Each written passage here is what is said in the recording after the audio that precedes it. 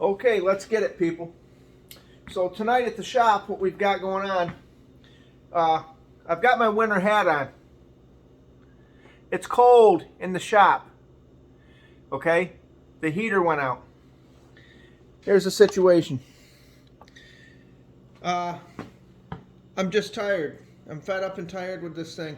Look what they got. It's about 8 years old, but you need a computer board in your heater. It can't just be an on-off switch like they used to be. Anyway, something's wrong with it. It turns on, it keeps shutting off. I've cleaned the back out. I've changed all the elements, cleaned them all, and it's still doing it. It's part. You can tell it's something electrical. So the pump works, and I guess I'm going to save it for parts, but that's the situation. I've got a new one coming. Now these at Lowe's or at Tractor Supply. This is a 200. Well, I paid $179 for it years ago, and now they're $379. But the situation is, I got it online for $211. Again, you can go to the local store and you can pay almost $400, or you can get online, wait 2 days, ship to your door, $211, tax, title, destination. So I got one coming, but that's not why I brought you out in the shop tonight. I want to show you something here, people. I want to show you something. Hold on. Let me get this right here. All right. Hold on. Okay. So, trying out this new tripod I got. This is a situation. What we've got here, this is the Tandem. This is one of the Tandems. Where it hooks to the trailer, it will pivot where my hand is here. See this? Now what I've done, if you can see this, is I've strengthened this up. This is 2 pieces of steel here. 1, 2. And then I put a strap over the top and 45'd it and welded that all around. So it's been welded, ground down, and then this strap will help reinforce it. This is the even further of a reinforcement. So let me show you what we got here. So as you can see, we put the 45s on them, we've welded it, we've went around and smoothed everything out. This way here you have 1, 2, 3 solid points where this the spindle hooks to, and it's welded. It's welded on the outside and it's welded on the inside. I have 2 pieces of steel. We've gusseted it, and then again we've done the same thing down here. We've got them both done. There's a couple pieces, as you can see on the end here. I've got this all finished off nice, and that's to make sure, basically for strength and to make sure that nothing's going to get inside and rust it. Now what I'm going to do is I'm going to drill a small hole here at the bottom, and I'm going to spray fluid film in there, and that'll let any kind of moisture out as well. But that being said, 1 second, people.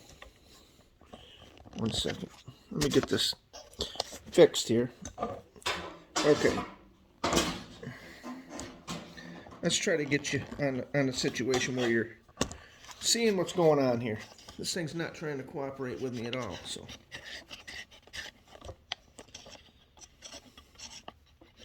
All right, hold on a minute, because I've got to move this around.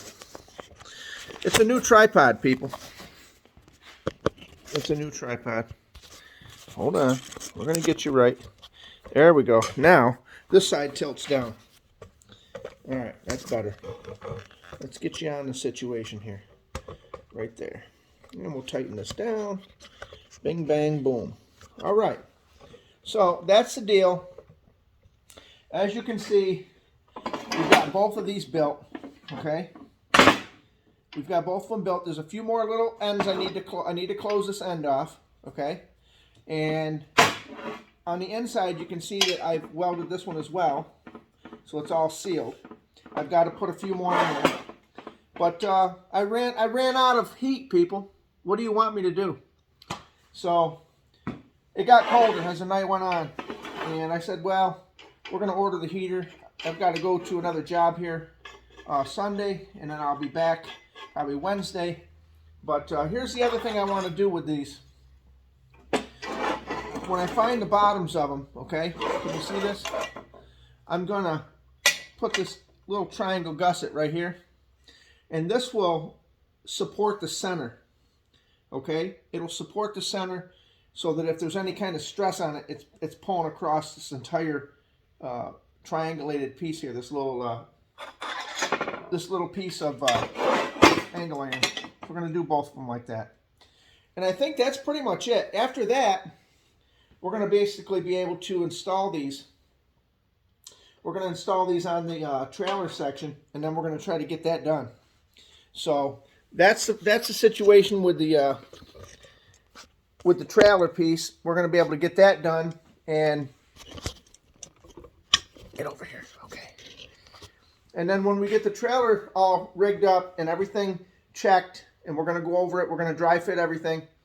Then we have to break it back down again, and we have to put some self-etching primer on it, and we have to turn around. I have a big basement, so once I'll get the garage warm with the new heater, and once it gets warmed up, I'll hit it with the etching primer, and then what I'll do is let that dry. We'll take everything down in the basement, and I'm going to show you down there how I've got it all cleaned up. We're going to take it down there, and then we're going to take all these pieces individually, and we're going to paint them, okay? We're going to paint them, and we're going to use some direct-to-metal paint. So maybe I'll get some Pour 15, some black, and that will say that it's going to be weather tight, okay? It's kind of a bad time of year to build stuff as far as if you don't want it to rust. I've got two options. I could just spray everything down with fluid film and then have to scrub it all off next year, so I don't want to do that. What I'm going to do is I'm going to paint them in the basement. I'm going to use a brush on, and I'm going to go over it real good. And then what we're going to do is bring it back up when it's all painted, reassemble it, and then we're going to take you on the maiden voyage out in the woods. And we're going to go get some firewood. We're going to get some logs, and we're going to haul them up. And hopefully you'll be there, and you'll be along for the ride, because you're not going to want to miss that one. That's going to be a good ride. I've got most of these plates cut. I've cut them down with the plasma cutter today. And as you can see, they go right in the end here. They'll fit right in. And I just have to weld that around, and I go ahead and I'll dress it up with the flapper disc. Now, I don't know if you've seen these. Hold on a second. Hold on, people. I've got piles of these. Look at these. I've got piles of them. They're $1 a piece if you order them on Amazon. I got 30 of them, 30 or 40 of them for $31. I think it's 40. And I see it on my Amazon would you like to reorder situation. But there they are. I believe they're 40 grit. Let's see here. They're 40 grit. And you can get quite a bit done with these. When you're running across pieces of steel like this here, and you're going across them just to kind of dress them up, I do have a small grinder. I have like a sander that you can put them on and go across and do all that. But this little flapper disc, you just hit them with that. And this is like a high-speed sandpaper. Let me tell you, this really, really works good. And you can go to Harbor Freight and get them, but you're going to pay 3 times the amount. These are almost $4 each at Harbor Freight. And look at the sanding media on there. Those last a long time. And let me tell you something about these sanding discs. They are much more efficient and quicker than a grinder wheel. A grinder wheel, it eats at it, don't get me wrong, but the flapper disc, it's like it just erodes it. So you got a high piece of slag on there if once you welded something, or you just want your stuff to look professionally, like all rounded off for paint and stuff. You take them that across there with this disc, and it makes short order of it real quick. The other thing I like about them is, even though I wear a respirator, let me show you what I got. I got a little low-profile respirator. I want to say this was 20 bucks. It might have been $14.99 on sale at Harbor Freight. And these little discs lay flat. They're not like the hard, rigid ones that stick out. This will go right underneath my welding helmet. And if you don't know anything about my welding helmet, it's a good one, okay? This is not a cheap Harbor Freight one. You see the name on that, people? Hobart. And let me tell you something about these full face ones. These give you a great range of view. And here's the most important thing about this hat. Inside here, you'll see a little switch over here. See that switch, how it turns red? I don't know if you can see that when it comes down. That is the mode if you want to just wear the helmet for grinding. You don't need to switch helmets over to the regular clear face mask. And this will not set the auto tint off if it's in the grinder mode. But you just have to remember to click it back up. Right here. Down is for the, if you just want to grind and throw some sparks. And up is for welding. It also has your range, okay? And you're going to want to be, if you're MIG welding, you're going to want to be between 10 and 13. And this way in order to protect your eyes. And then this other one is your sensitivity. How quick that it takes off. I've got mine set to about midway on the sensitivity. And what's the other one? That's going to be your speed over here, how quick the shade drops down when you're striking arc. And I think I've got mine about midway on that as well. But this is not a cheap helmet. This, I think, was, I want to say it was $100, $119. I think I caught it on sale for $89. And I had this other one here. This is a full face one, right? This is a full face one. This is a Lincoln. Now, I did the graffiti on there with a white paint pen. But this is a great helmet. And I'm going to tell you something about this helmet. This helmet right here, if you've got a helper or someone that's trying to learn, you can throw this on them. Now, this was not an auto darkening helmet, but it is a full face helmet where you get a full picture of it. This is not an auto darkening helmet, and it was $39. I think I got it at Lowe's on sale for $22. It was on a Black Friday deal one year. But it's a great helmet. Don't get me wrong. The harness and everything on the back is a quick adjustable. It's very nice. It needs cleaned up. It's got some dust on it. But if you've got someone that wants to learn how to weld, or say they show interest in it and say, hey, I might want to come out there, it's kind of hard to teach somebody if they can't see what you're doing. So you have a spare helmet. And the other thing is you have to kind of know where you're at with this, because when you start your, when you're ready to start your strike your arc, you need to flip your helmet down and then continue with the weld. But the nice thing is, excuse me, this helmet right here is not a bad helmet. If you could get one like this, or better, they make them even better. But the Hobart one is a true solid helmet, and I would give it a 9 out of 10 on the review. And I wouldn't give it a 10 out of 10 just because I got to leave room for improvement. You know what I mean? But anyway, let me put this back over here where it belongs. Now, these here, these are like a welding glasses. They're not for welding, per se. But I had the plasma cutter out today. And these will shade good enough for the plasma welder. Or, excuse me, the plasma cutter. These are, I don't know, I want to say they're a 9 shade. I'll even try them on so you can see it. And what they do is they protect you from any little sparks. But it protects your eyesight as well from that flash. You're really not looking at the flash when you're plasma cutting, but they're nice to have and they're nice to have on.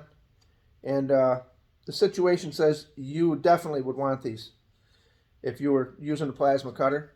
And down the road here over the winter, as you can see, I do have the welding table. Okay, let me show you what I got here. I've got the welding table, okay? It's got the vise on it.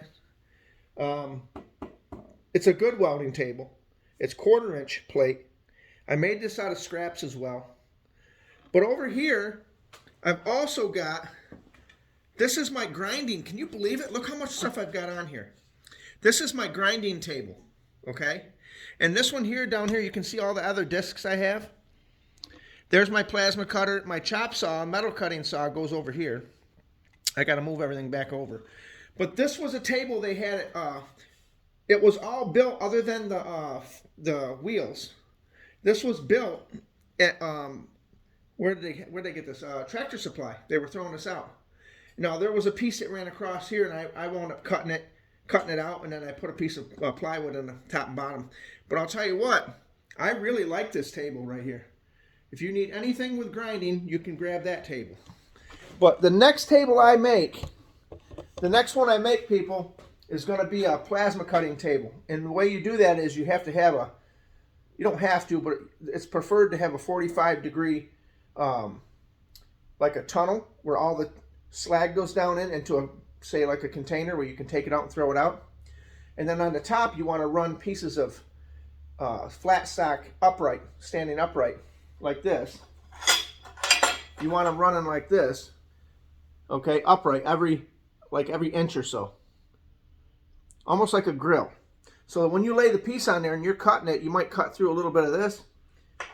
It takes a long time to ruin the top, and you can always take it out and replace it. But here's the other thing I want to tell you, and for anybody that knows me on my channel, I'm a Harbor Freight enthusiast. I love most of the things at Harbor Freight. I've been waiting a long time for this tool. This is the Speed. This is the Bauer brushless. I don't know if you can see that. It's an oscillating tool. I pulled it out today, and I actually used my big battery, like the 5-amp battery, the big one. And yeah, it says you can use any one of the batteries, the little battery, the 1.5, the 3.0, or the 5.0. I use the 5.0, which I know is a great battery. And it claims that it's got the speed of a corded oscillating tool. This was, I want to say it was 60 bucks. But let me tell you something. It's going back. It's going back. And here's why. This thing is so slow. It just barely moves. I tried putting it into some foam and some pieces of plywood, and it's no way. It's not going to work. I need to actually break down, because I've got some DeWalt batteries, some big ones, and I need to go buy the DeWalt one. I have let's see what the brand is on this one. I have this is a rigid one. Now this one works really good. You see how fast that's going? Now there's not a tool on there, but I can tell you just from holding on to it, this thing's taken off. The only reason why I don't like this one is I'm not investing in these batteries. When this battery's dead, the tool and everything's going in the garbage. I bought these on a deal, and they said they were supposed to warranty them. Well, Home Depot's, they're a joke when it comes to this. Good luck trying to get anything warranted out of Home Depot. They want you to charge you $20 and then send it in. If it's something we can fix, then you know, we'll figure it out. But I'm not giving no one $20 on a $69, $89 tool to see if they can fix it every time. And it was supposed to be anytime the batteries go, as long as you register them, we'll give you a new battery. It just ain't working out, people. So I'm not going to continue to invest in their tools. So this is, once it's gone, it's gone. But I can tell you right now, for an oscillating tool, Harbor Freight, you need to do better. This is not, I do not recommend the Bauer. Nope, no sir, I don't recommend it. Nope, it's not going to work out. Oh, you want to see it, right? Okay. I'll pull it out, even though I put it all back in here. I'll show you. You want to see it? Oh, you want to hear it run. Okay. Well, we'll do a little comparison. How's that? Let me grab my battery. Okay. As you can see, this is my battery. It's got full charge. Okay. First of all, the thing I didn't like about this is trying to get this battery in here. Look at this. Now it's on. That's how hard that is to get the battery on. I don't know if they milled this incorrectly or what, but take a look at this. It's an on-off switch, okay?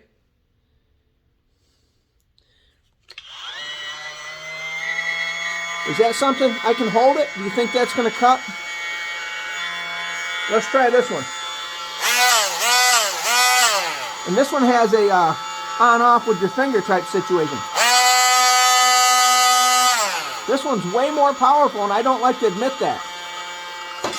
So the situation is, people, this has got to go back.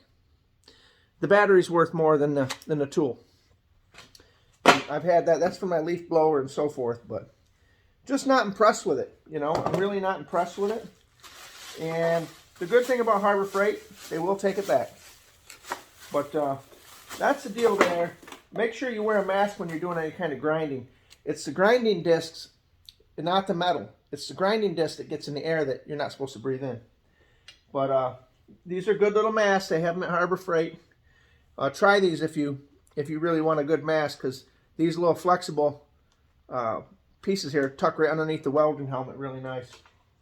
And I believe you can get different caliber ones as well. But that's the size of it, people. I don't know what else I can tell you about that. The heater's on its way. The trailer's en route. We're working on it. We got the tandem axles done. A few more little plates on there. And I'm going to give you an update as soon as the situation says that it's probably all welded up and all. Actually, I'll put everything together and actually give you a walk around of the dump trailer. And then I'm basically going to have the bottom done, and the actual box part of it, it's going to take me a little bit to create it. I've got to, like I said, I've got a little bit more work next week, and then when I'm done on my vacation, I got some vacation coming up before Christmas, I'm going to try to get this done. But that's the deal, people, and I hope you're out there and you're trying to get something done in the shop, and I hope you're trying to, stay busy. Don't let yourself get into a state of mind where you're getting depressed or something like that. It's this time of year. You want to stay active. You want to keep your mind on task, and you want to make sure you got good people around you. Don't bring people around you that are Debbie Downers. Everything is a bad day. Everything's a bad problem. Don't listen to them people, and steer clear of them, because at the end of the day, they're not your problem. You know what I'm saying? Their problems are not your problems. As much as you want to empathize with them, at the end of the day, you can't sit there and say everybody's problems are your problems. You're only designed to handle, just like this tool. It's only designed for so much. Well, you're only designed to handle so much stress, and you got enough stress of your own with your own life. You don't need to take on other people's. So keep smiling, stay happy, and maybe we'll get a little video up on the lathe. I got to cut some parts, and we'll turn around and bring you over there, and we'll do a small video.